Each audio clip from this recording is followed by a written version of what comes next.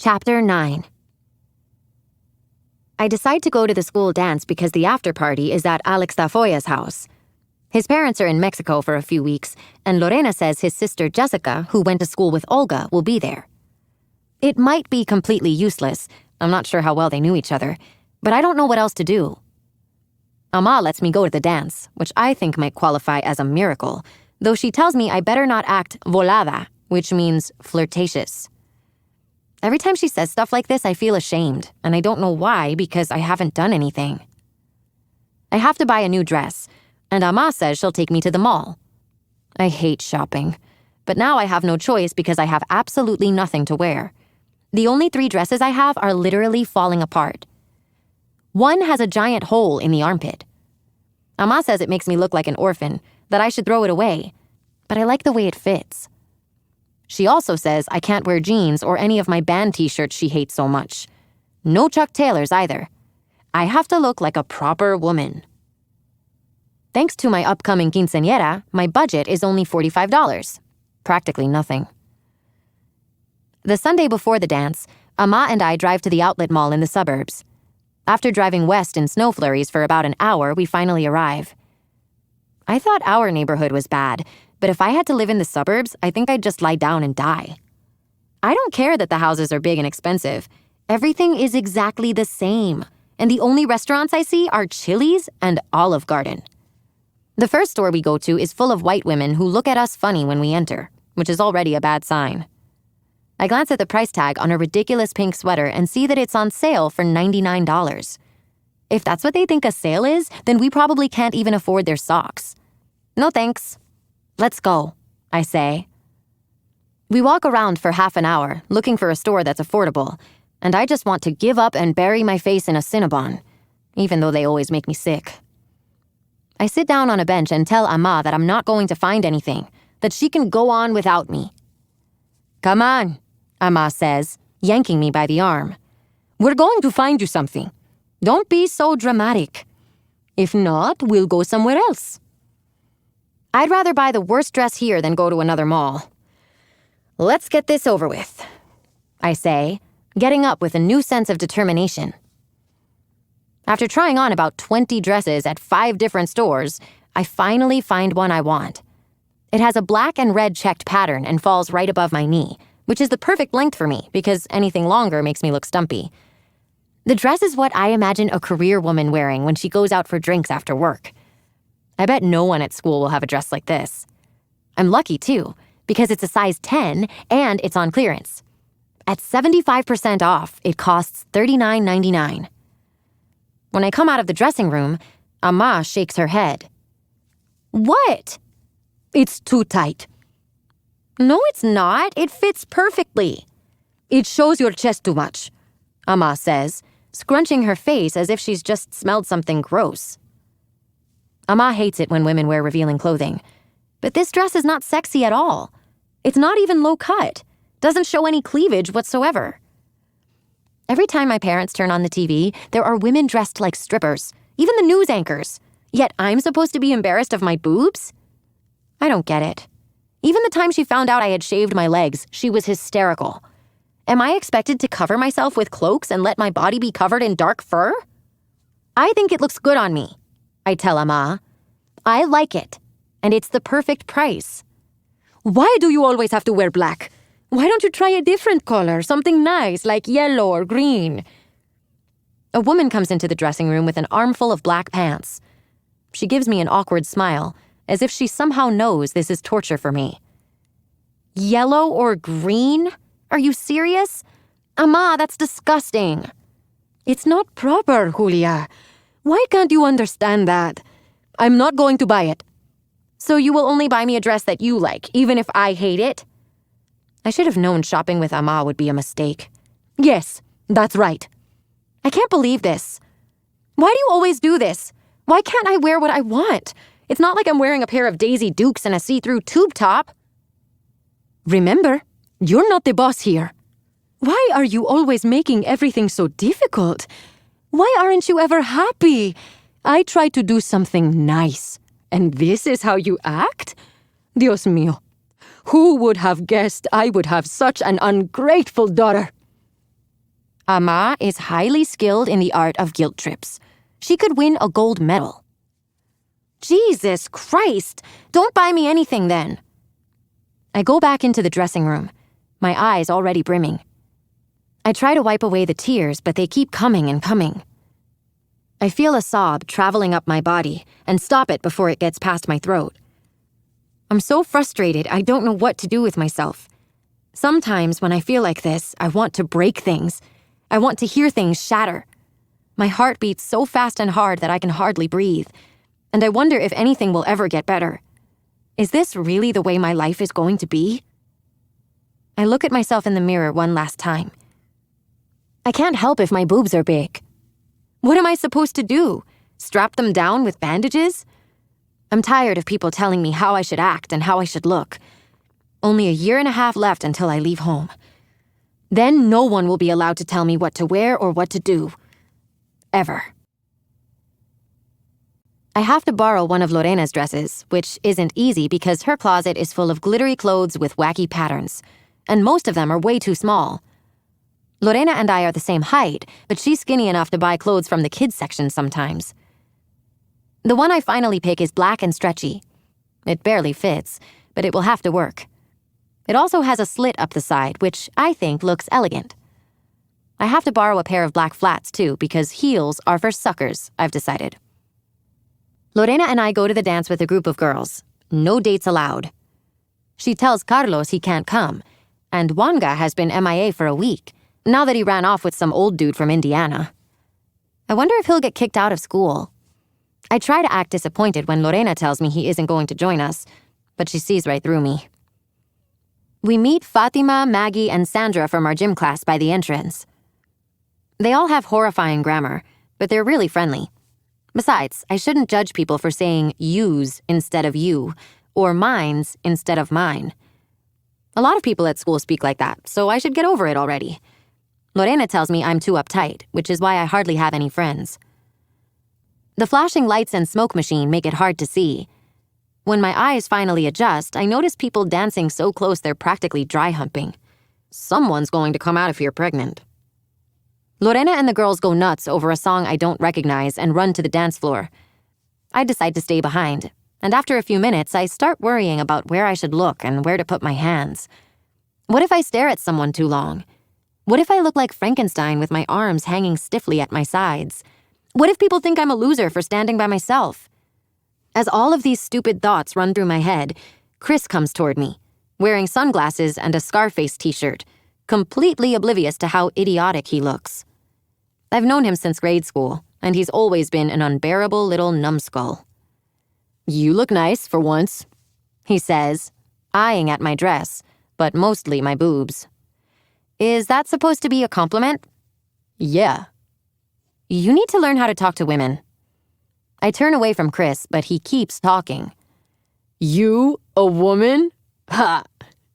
He gets closer and lifts his sunglasses, as if trying to get a better look, as if I'm some chunk of beef on clearance he's evaluating. Why you gotta dress stupid all the time? Are you serious? You're such an asshole, Chris. Don't ever, ever talk to me again. Don't even look in my direction, I swear to God. You're conceited. That's your problem. You think you're better than everybody. You think you're all smart, talking like a white girl and shit. Who do you think you are, talking to me like that? I'm so angry my hands are shaking. I want to slap his sunglasses off his face, but it's not worth it. He'll probably end up living in his mom's basement until he's 40. That should be punishment enough. I find the girls dancing like it's their last day on Earth, their hands flying in the air and their hips swinging back and forth. They form a circle and shake their butts against me, which makes me laugh. When they finally turn on the lights, Lorena tells me that we can walk to the after party because it's only 2 blocks away. Are you absolutely sure his sister is going to be there? Because you know I'm going to get in trouble, right? I didn't tell my mom because she'd never let me go. That's what Alex said. She's supposed to be here. I text Ama that I won't be home until later. Not even 3 seconds later, I feel the phone buzzing. But I don't pick up because I already know what she's going to say. People think Alex is so cool because he's tall and good at basketball, and all the girls think he's hot, but I would give him a C+ at most. He has nice teeth, but I don't really see what the big deal is. Alex's house is already bursting with people, which makes me think I've made a mistake. I don't do well in crowds. Once, when I was little, I freaked the hell out during a parade, and my parents had to carry me home kicking and screaming. And sometimes I have trouble breathing in crammed elevators.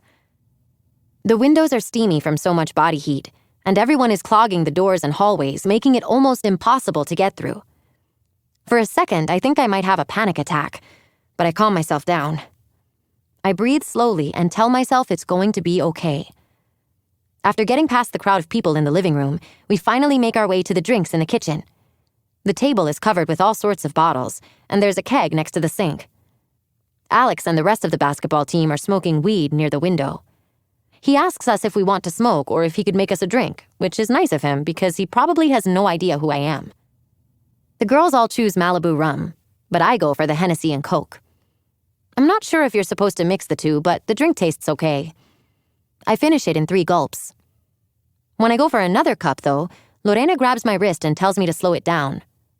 I cut to the chase. Where's Alex's sister? I don't know. I haven't seen her yet. Try to have fun at least. She'll be here. Lorena walks away and gets lost in the crowd before I can follow her. I spend most of the night searching for Jessica. I don't really remember what she looks like. I'm guessing she resembles Alex in some way. Lorena says her hair is dyed dark red, but I don't see any girls with red hair.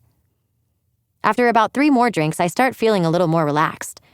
Even though sometimes I have a big mouth, I find it hard to strike up conversations with people I don't know. I guess that's one thing Olga and I had in common. When I wait in line for the bathroom, I ask the cute guy in front of me who the funny-looking man on his shirt is, and he just mumbles something and walks away. Ama always says that women should never approach men, that we should be the ones pursued and courted. And maybe she's right because this is totally embarrassing. After I pee, I find Maggie in the living room by herself and ask her if she knows where Lorena is. She shrugs and says she hasn't seen her in a while. Maggie is sweet and cute, but there's not much going on in her head. No matter what you're talking about, even if you're not asking her a question, she has a confused look on her face. And there's a sort of blankness in her eyes I can't explain. It's not like Lorena, who only pretends to be dumb. Maggie's stupidity is totally sincere. Are you enjoying yourself? Yeah, it's okay, I guess, Maggie says, fixing her ponytail. No cute guys, though. No, none. That dude over there looks like a scrotum, I say, pointing to a bald guy with big jowls slumped on the sofa. Maggie laughs. You're crazy. I nod. Unfortunately. As I look around the party trying to spot Lorena, I see a couple making out in a bedroom through a cracked door. Not just kissing, though. I mean, really going at it. Whoa, check that out, I whisper to Maggie and tilt my head in their direction. The girl is sitting on the guy's lap with her legs wrapped around him. Maybe it's because she's totally drunk, but I don't notice any shred of shame or embarrassment, which I admire in a strange way. Their kisses are wet and sloppy, and you can see their tongues going in and out of each other's mouths. The girl rubs herself on the guy as he starts kissing her neck and chest. The girls next to us are now scandalized. Call her a slut, skank, whore, and so many other synonyms in both English and Spanish that it seems like they've consulted a bilingual thesaurus. A group of guys gather and try to snap pictures with their phones. The couple either doesn't notice or doesn't care. That's disgusting, Maggie says. She is so nasty. Yeah, so gross, I say. But I'm wondering if anyone will ever touch me like that. After I use the bathroom for the billionth time, I finally find Lorena in the back porch, surrounded by a circle of cretins who are way too old to be at a high school party. They probably went to school with my sister, too. It doesn't surprise me because Lorena loves attention from men, no matter how old or ugly. What kind of losers come to a party like this once they've already graduated? Or dropped out? Where is Jessica? I've been looking for her all night. That's the only reason I came. I don't know. Alex said she'd be here. Lorena shrugs. Just chill, okay? No, I want to go home. Now. Yeah, baby, relax, says a guy wearing a backward baseball cap. Mind your business. And my name is not Baby, I tell him and turn to Lorena. Look, if I get in trouble, it's going to be your fault. Give me 5 more minutes. Come on, don't be like that. Lorena is definitely drunk. I can tell by the way her mouth moves, as if it's suddenly too heavy for her face. The house is beginning to clear out a little, so I give up and find a spot on the couch. Next thing I know, Lorena is shaking me and telling me to wake up, that we have to leave because someone called the cops. When I ask her what time it is, she says it's 3 a.m., which means I'm screwed. I've done the calculations and have figured out that from the ages of 13 to 15, I've spent about 45% of my life grounded. Seriously, what kind of life is that? I know I mess up sometimes. I know I can be a sarcastic jerk. I know I'm not the daughter my parents wanted. But Ama treats me like I'm a degenerate. Sometimes when I'm punished like this, Ama doesn't even let me go to the library, which I think is the cruelest kind of torture. What am I supposed to do if I have to sit in my room for hours and hours? I can't get pregnant at the library, I tell her, but it doesn't matter. Ama says I can clean, do my homework, and if she's feeling generous, she says she'll let me watch telenovelas with them. But I'd rather poke my eyes out like Oedipus than sit through an episode of that garbage. The acting on those shows is forced and stiff, and the characters are always slapping each other dramatically. The plot lines are always the same too. A poor woman overcomes adversity and marries a rich asshole, and they live happily ever after. All the upper-class people are white, and the servants are dark like me. I've always had trouble being happy. But now it feels impossible. Everyone in my family tells me what a difficult baby I was compared to Olga. When I was little, anything would set me off. A dirty look, a dropped cookie, a canceled outing. I remember I once sobbed because I saw a 3-legged dog. I don't know why I've always been like this, why the smallest things make me ache inside. There's a poem I read once titled "The World is Too Much with Us," and I guess that is the best way to describe the feeling. The world is too much with me. It's not like my parents are happy either. All they do is work.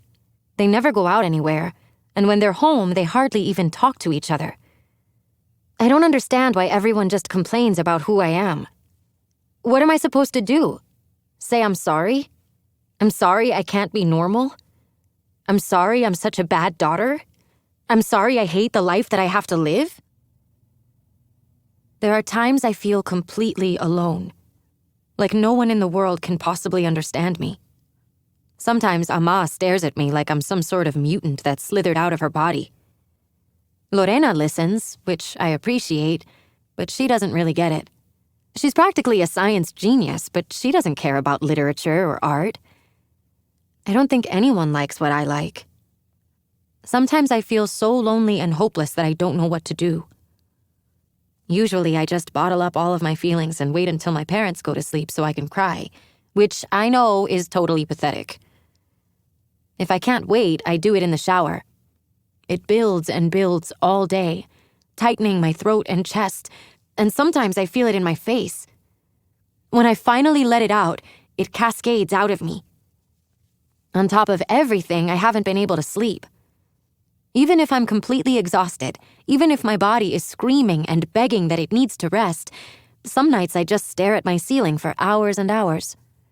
I look at the clock, and it's almost time for me to get ready for school. I hear the world go to sleep and wake up.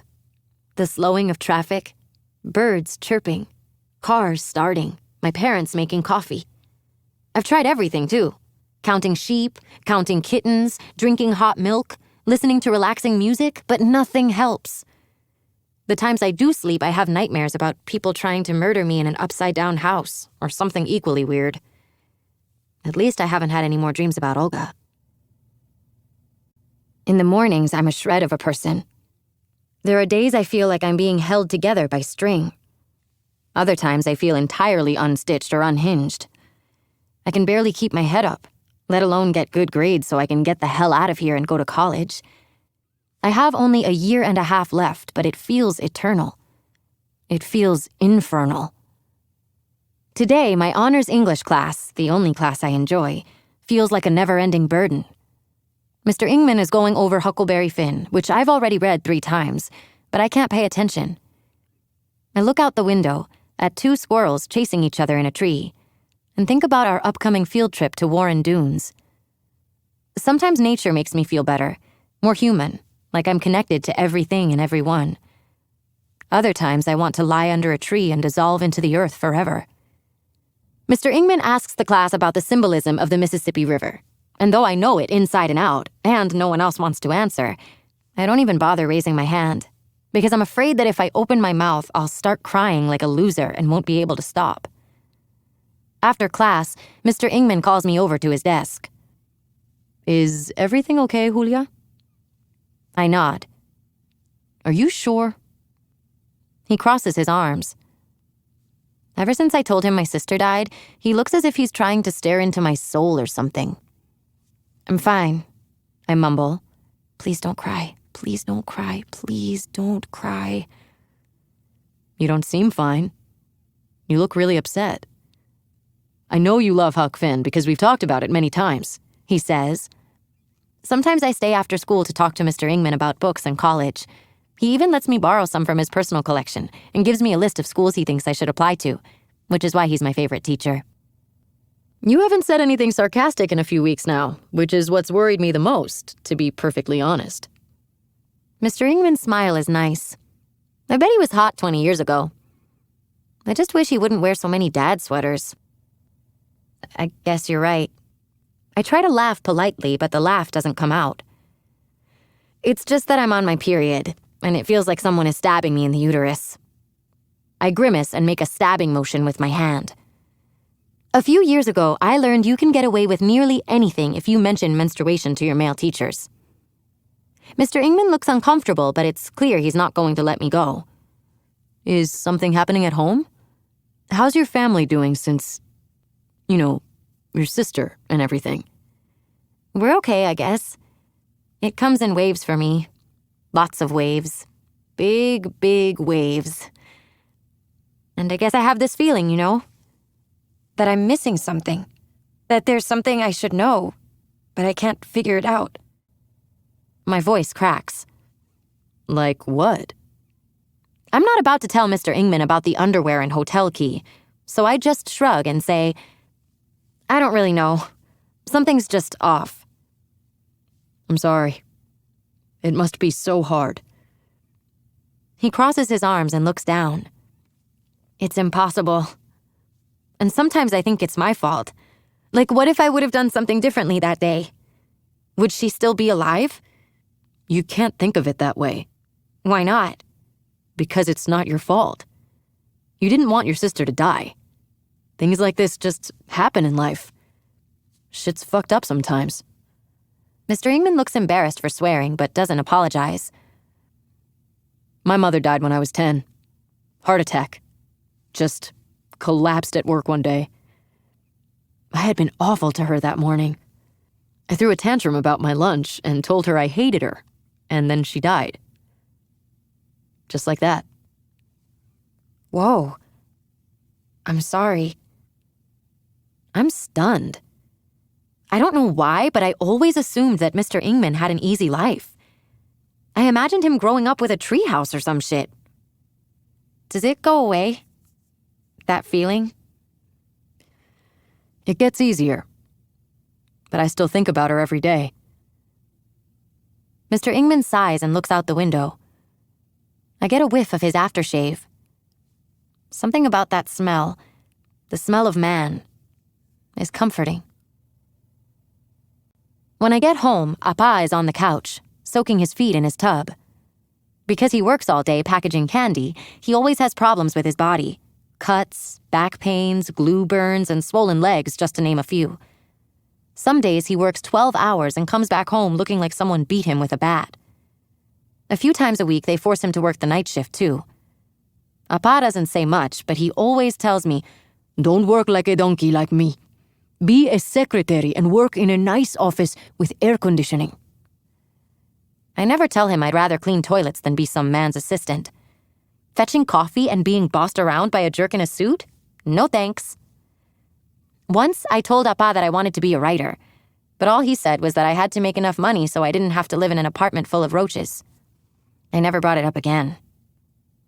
I plop down on the couch before I go to my room and start my homework. Papa is watching Primer Impacto, that horrible tabloid news show that covers the most bizarre stories. Siamese twins, exorcisms, child abuse, hauntings, disfigured people. I don't know why people watch that stuff. When the segment on the cockroach-eating baby begins, I go into the kitchen for a glass of water. Ama is hunched over the sink, scrubbing pans. I wonder what it's like to clean houses all day and then come home and keep cleaning. I hate seeing her this way because it makes me feel so guilty. Guilty for existing. Guilty that she has to work like that for us. "How was school?" Ama asks and kisses me on the cheek. Even when I'm punished and I'm convinced she doesn't love me anymore, she still kisses me on the cheek. It was okay. "You look sick. Have you been eating junk at school?" "No." "Are you lying to me?" Ama always asks so many questions. I feel perpetually interrogated. "I swear to God, I just ate a sandwich." "I don't like the color on your face." Ama gets closer. She smells like dish soap. "What color?" "You look yellow." "I'm brown. Definitely not yellow," I say, staring at my arm. "Well, you don't look right. I might have to take you to the doctor. You can't have a quinceañera looking like that, you know? You have to be pretty for your family. What will your sister think when she looks down on you from heaven?" The thought of Olga sitting in a cloud in the sky watching me is so stupid it almost makes me laugh. Does Ama actually believe she can see us? "Is there something you're not telling me?" she says, feeling my forehead. "I said no! Jesus Christ, leave me alone!" I snap, which surprises both of us. "You're going to be sorry when I'm not around. You'll see." Ama turns back to the sink. She is always going on and on about how she'll be dead one day. Do all mothers do that? It used to make me feel bad, but now it just gets on my nerves. Suddenly, I feel something gurgle inside me. A warm, stretching pain. But it's not my stomach. When I go to the bathroom, I see a smear of reddish-brown on my underwear. My period is a week early, but that's what I get for lying. Chapter 10. Winter is finally over.